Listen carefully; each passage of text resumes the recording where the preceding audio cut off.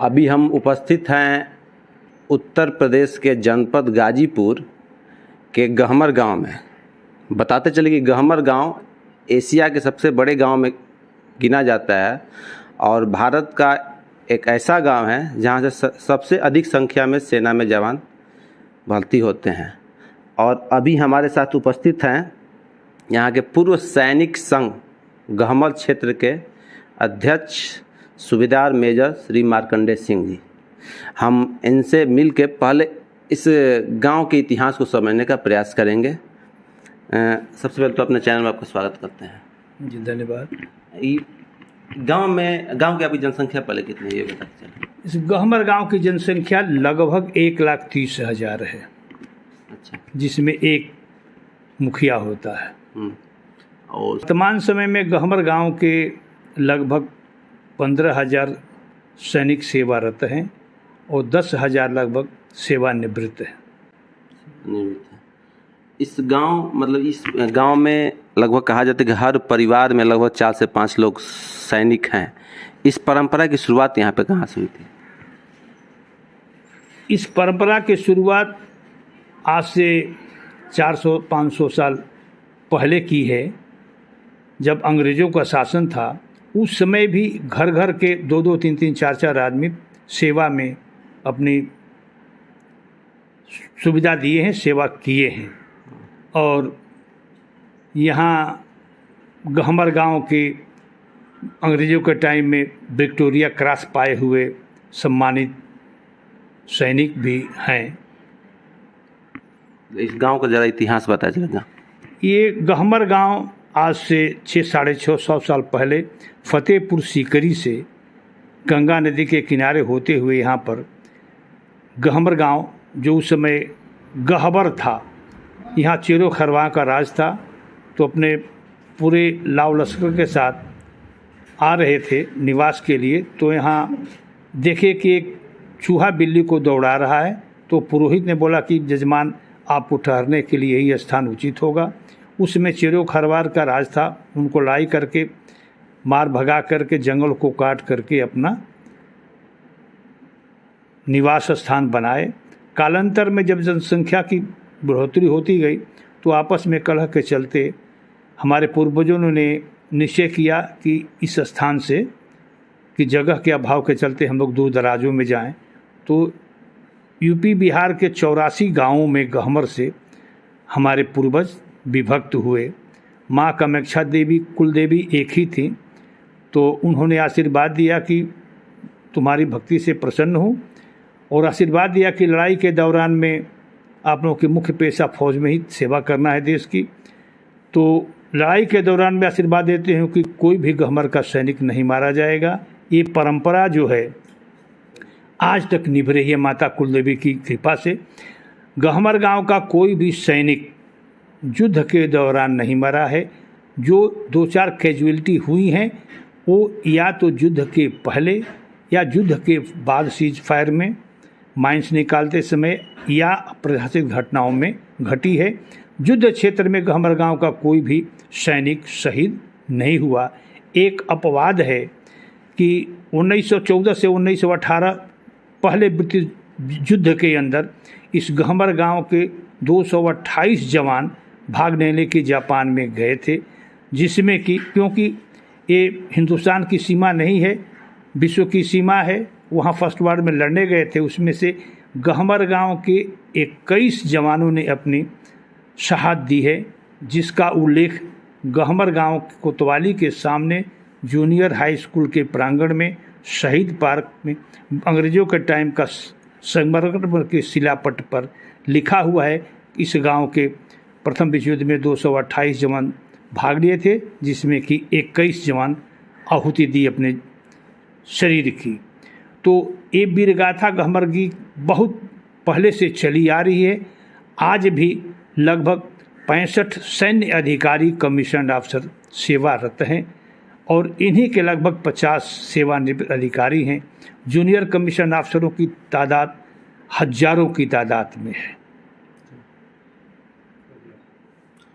मतलब यहाँ जो बच्चे होते हैं इनको यहाँ कोई ट्रेनिंग भी दी जाती है क्या? गहमर गांव में आज से समझ लीजिए कि 70-80 साल पहले गहमर गांव के उत्तर और पूर्व तरफ गंगा के किनारे बुलाकी दास का मठिया है, गहमर बारा के दोनों के बीच में। वहाँ पर जो फौज के अंदर जितने भी ऑब्स्टकल होते हैं उससे भी अच्छा यहाँ ट्रैक और सुख सुविधा बनाया हुआ है। Monkey rope, straight rope, long jump, high jump, weight lifting, सभी बच्चे कम से कम 300-400 बच्चे सुबह और शाम प्रैक्टिस करते हैं। और जो गांव के रिटायर्ड फौजी हैं उनको ट्रेनिंग देते हैं कि ऐसे करो। और हर साल गहमर के युवक कम से कम 20-30 सेना के अंदर भर्ती होते हैं। अब चूँकि 14 जून 2022 को भारत सरकार ने अग्निपथ योजना की घोषणा की है, उसमें हमारे गहमर गांव के 60 ऐसे बच्चे हैं जो कि फिजिकल, मेडिकल निकाल चुके हैं। कॉल लेटर का इंतज़ार करते हुए सरकार की तरफ से उनको कोरोना का हवाला देते हुए बोला कि 2 महीने में आपका ज्वाइनिंग लेटर आ जाएगा, लेकिन नहीं आया। अचानक सरकार ने जो 14 जून 2022 को अग्निपथ योजना की शुरुआत की और 17 तारीख को तीनों सेनाओं के जनरल ने घोषणा की कि जो क्राइटेरिया पहले के रिटेन क्वालिफाइड हैं, फिजिकल, मेडिकल सब कुछ हो गया, उनको भी सब कैंसिल कर दिया जाता है। उनको फिर से दोबारा अग्निपथ योजना में भर्ती होना पड़ेगा। उनको दिया है कि 6 महीने का ट्रेनिंग, साल भर में 1 महीने का आकस्मिक अवकाश, जितना पैसा जमा होगा पीएफ में उसका दोनों सरकार देगी। लगभग 15 लाख रुपया 4 साल के दौरान 11 लाख रुपया लेकर के आएंगे। तो सबसे पहले हमारा व्यक्तिगत सुझाव ये है कि जो बच्चे तीनों चीज़ों में क्वालिफाइड कर चुके हैं, केवल कॉलिंग लेटर की आवश्यकता थी, उनको जो है पीछे जब से क्वालिफाइड उनको सशस्त्र सेनाओं में इनरोल कर देना चाहिए था, जिससे कि अधिकांश बच्चों का 90% बच्चों का उम्र ख़त्म हो गया लिमिट। सरकार ने 2 साल बढ़ाई है 21 से 23। उन बच्चों जो क्वालिफाइड कर चाहिए उनका ऑलरेडी 23.5 साल क्रॉस कर चुका। न घाट के रहे न इस घर के रहे, न इसमें भी न युद्ध अग्निवीर बन सकते हैं, न अग्निपथ में इनरोल्ड हो सकते हैं। तो हमारा व्यक्तिगत सुझाव है कि सरकार को जो अग्निपथ योजना है वो उसके साथ साथ रेगुलर भर्ती भी, जैसे 46,000 है तो 40,000 एक तरफ, 40,000 अग्निपथ में करे, 10,000 रेगुलर की, कम से कम उनको बैलेंस बने रहे और किसी को हानि न हो। अच्छा, अगर सरकार बस यही सिर्फ कर रही है तो क्या लगता है कि जो सेना में भर्ती की जो लोग तैयारी कर रहे हैं उनके मनोबल पर क्या प्रभाव पड़ेगा? मनोबल के प्रभाव में विपरीत असर पड़ेगा, क्योंकि बच्चे जो ओवर एज हो गए हैं वो तो कुछ नहीं कर सकते हैं। अब तो उनको यही सहारा है कि प्राइवेट में ही देखें, वो प्राइवेट में नौकरी मिलना मुश्किल है। अंत में बच्चे कहाँ जाएंगे? सिक्योरिटी गार्ड की नौकरी करेंगे, प्राइवेट में करेंगे। अच्छा, सरकार का इसके पीछे मुख्य लॉजिक है कि सेना की जो औसत उम्र फिलहाल 32 वर्ष है उसको 26 वर्ष करना है। ये बताइए कि एक 32 वर्ष का सैनिक क्या मतलब ऊर्जा में वो कमज़ोर होता है क्या?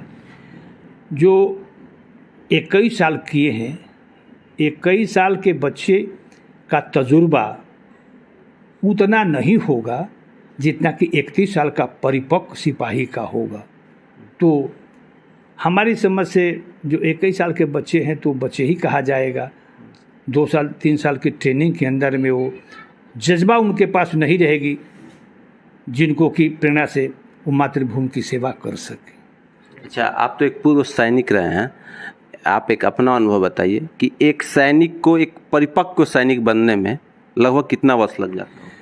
सैनिक जो है परिपक्व तो जिस दिन भर्ती होता है उसी दिन हो जाता है, मतलब अपने फुली ट्रेंड हो जाएगा। जैसे जैसे इसकी उम्र ट्रेनिंग बढ़ती जाएगी, उसकी परिपक्वता बढ़ती जाएगी, पूर्व में चूर्ण तो 10 साल के बाद वो परिपक्व हो जाता है, चाहे वो युद्ध क्षेत्र में भेजा जाए या लेह लद्दाख सियाचिन ग्लेशियर में भेजा जाए। वो मेंटली परफेक्ट हो जाता है कि अगर हमको देश के लिए अपनी जान की कुर्बानी भी देना पड़े तो उसमें जज्बा रहती है कि अपनी देश की सेवा के लिए अपनी जान को भी कुर्बाने के लिए तैयार रहता है। क्यों? कि वो जानता है कि मैं मर जाऊंगा, देश के लिए बलिदान हो जाऊंगा, तो हमारे माँ बाप, हमारे बच्चे सुरक्षित रहेंगे कि सरकार उनको उनकी पेंशन देगी, बच्चों को पेंशन देगी। लेकिन जो बच्चे 4 साल के बाद कहीं एम्प्लॉयड नहीं होंगे, भूखों मरेंगे, सरकार नौकरी नहीं दे पाई, तो उनके भविष्य जो है अंधकारमय हो जाएगा। अच्छा, एक सैनिक जब 4 वर्ष की नौकरी करे, 4 वर्ष की सेवा करेगा, तो उसमें आपको क्या लगता है कि वो पूरा दक्ष हो सकता है? 4 वर्ष नहीं हो सकता है, कभी भी नहीं हो सकता है। प्रमाण है कि एक सैनिक 4 साल के अंदर कर क्या सकता है। 4 साल के अंदर वो परिपक्व किसी भी तरीके से फुली नहीं हो। फौज के अंदर टेक्निकल 3-3 साल के लिए टेक्निकल कोर्स होते हैं। जब 3 साल टेक्निकल कोर्स में तो वो कहाँ सीखेगा।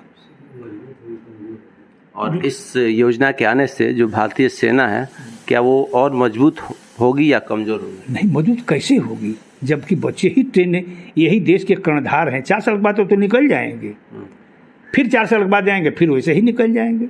तो देश के अंदर बच्चों सैनिकों का जज्बा क्या रह जाएगा। अच्छा, अभी एक भाजपा के कोई बड़े नेता हैं, उनका कहना, कोई कैलाश विजयवर्गीय हैं मध्य प्रदेश के, उनका कहना है कि वो हमारे जो कार्यालय हैं उनमें भी हम लोग 4 साल के बाद हम गार्ड उन्हीं को रखेंगे। ऐसा है कि ये माननीय हैं, जो भी कहें उनके लिए कोई अतिशयोक्त नहीं होगी। क्या सैनिक की पूर्व पहचान यही है कि भाजपा कार्यालय, सपा कार्यालय में वो सिक्योरिटी गार्ड की नौकरी करेगा, कंपनी में नौकरी करेगा? भाजपा कार्यालय, सपा कार्यालय, कांग्रेस कार्यालय में यही रह गया कि एक पूर्व सैनिक का यही हैसियत है, उसकी यही है कि मतलब कि वो कार्यालय में जाकर नौकरी करे। अच्छा, अभी जो अग्निवीरों को जो वेतन देने की बात हो रही है, शुरुआत 30,000 इन हैंड 31,000 शुरू हो रहा है, आपको क्या ये पर्याप्त लगता है क्या? ऐसा है कि एक सैनिक का मानक यही है, मूल वेतन जो है यही है 30,000 से स्टार्ट होता है।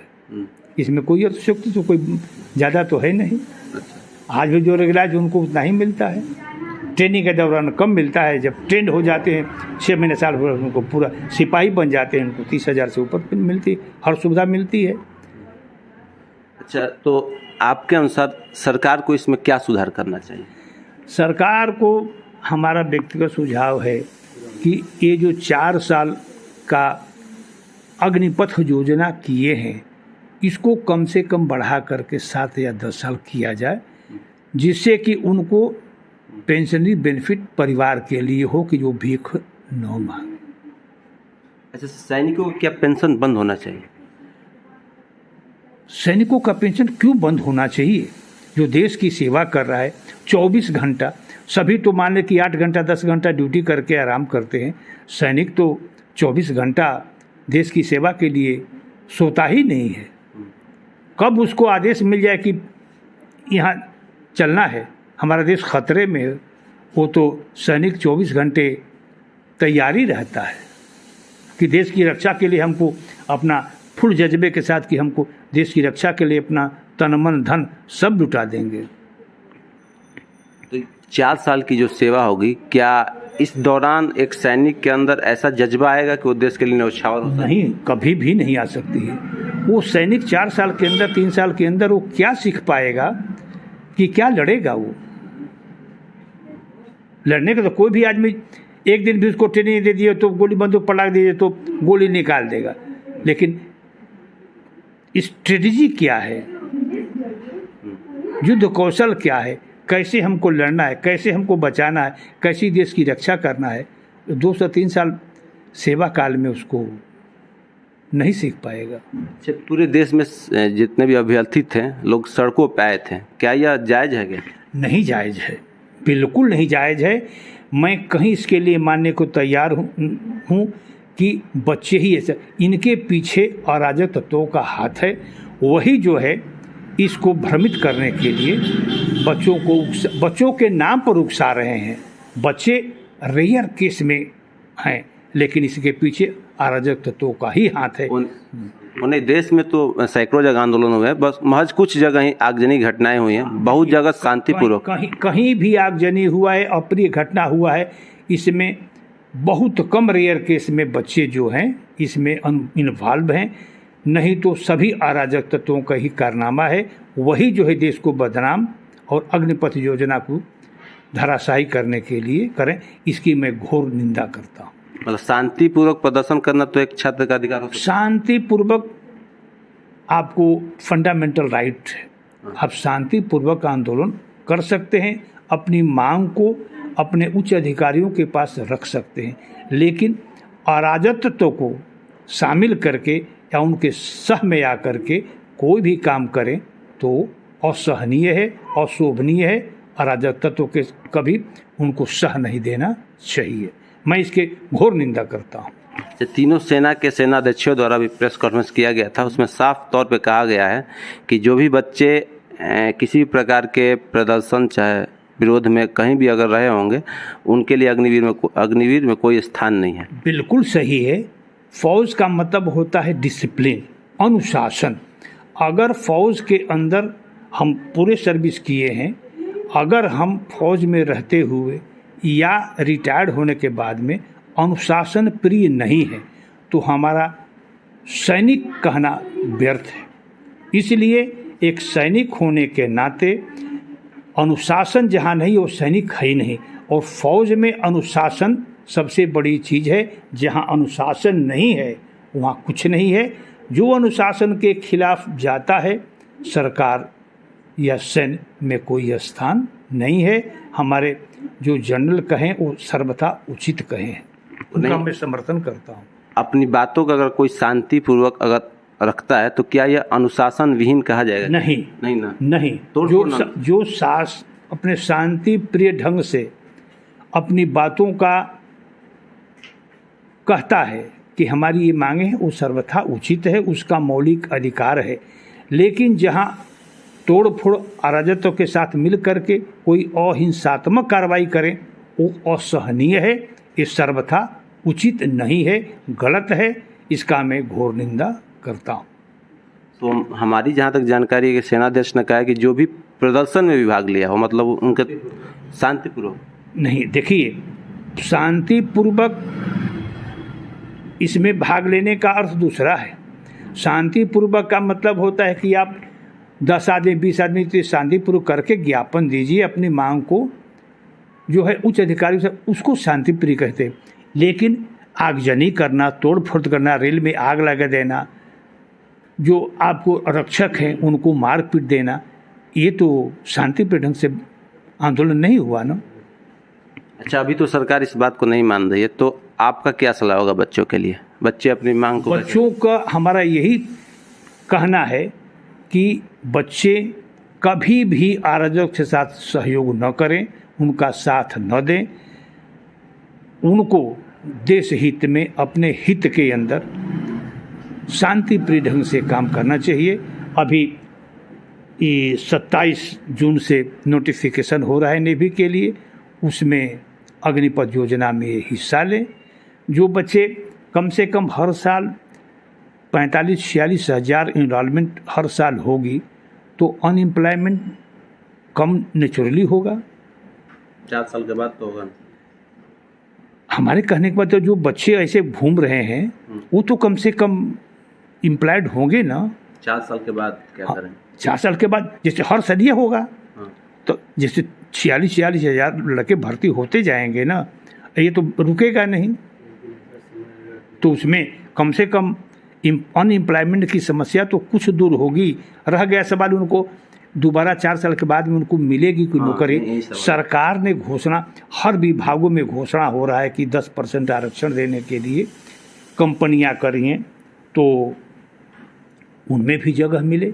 सरकार जो है आश्वासन वर्बली कर रही है, रिटर्न कर रही है, तो वेट कीजिए। भविष्य बताएगा। अच्छा, अभी जितने भी सैन्य सेवाएं हैं, मतलब नॉर्मल पुलिस, राज्य की पुलिस है, चाहे सीआरपीएफ हो, चाहे कुछ भी हो, असम राइफल, उसमें जाने की अभी न्यूनतम उम्र क्या है? उनमें न्यूनतम कहीं भी 21 साल से ऊपर नहीं है। 21 साल से ऊपर? हाँ, लेकिन सरकार को जब ये 4 साल रिटायर सरकार करे, इनको हम सर्टिफिकेट देंगे कि उनको जो है वो रख ले। मतलब उनके लिए कुछ स्पेशल प्रोविजन होना चाहिए? जरूर होना चाहिए, तभी ना आखिरकार अर्धसैनिक बल कैसे रखेगी जब इनकी सीमा 21 साल की हो गई। जब रिटायर हो जाएंगे 17 साल भर्ती, 21 साल में रिटायर हो जाएंगे तो 1-2 महीने, 3 महीने, 5-6 महीने तो लग ही जाएगा रीएम्प्लॉयड होने में। तो जहाँ ये रीएम्प्लॉयमेंट होना है उस विभाग को भी स्वीकृति देना चाहिए कि हम रिटायरमेंट के बाद में उनकी उम्र 22 साल की हो जाती है तो भी हम इनको एम्प्लॉयड कर सकते हैं। और आपको ये नहीं लगता है कि ये जो सरकार के एक कदम है, सरकार धीरे धीरे एक एक चीज़ को, देश के एक एक संस्थान को निजीकरण कर रही है, क्या आपको लगता है कि ये भी एक कदम सेना के निजीकरण के क्षेत्र में जा रहा है? ऐसा है कि सेना निजीकरण हो ही नहीं सकती है। जिस देश में सेना को निजीकरण गया वो गुलाम हो जाएगी, देश के ऊपर मतलब कि आतंकी छाया आ जाएगा, देश पराजय का सामना करेगा। एकीकरण करने से मतलब कि जब फौज ही नहीं रहेगी तो क्या सिविलियन लड़ेंगे? बाह्य देशों के आक्रमण को सहने के लिए सिविलियन तो लड़ाई नहीं लड़ेंगे, जब लड़ेगी तो सेना। जब सेना में सेना ही नहीं रहेगी तो मिसाइल लड़ेगी।